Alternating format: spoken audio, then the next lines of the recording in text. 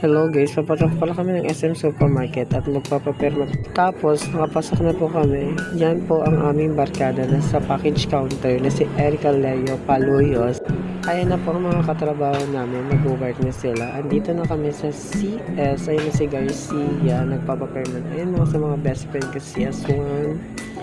Nagagatok-gatok pa yan. Ayun si managers namin. Ang humahawak sa amin, kaya hindi siya pinayagan. Mukhang galit pa yata. Ayan na yung mga ka-worker ko, nagtatrabaho na. Ito ayan na pala si Ragodon. Ayun namin, mahawak. Mukhang galit pa, hindi pa nakakaano sa kanilang buhay. Tapos binidyan ko yung mga katrabaho. Ayan po pala sila. Sige na ang work, palaban na sa buhay. Hindi siya pinayagan. Ayan supplier namin. Ayan mga katrabaho ko, si Masotes, si Bakula, and then si Riva.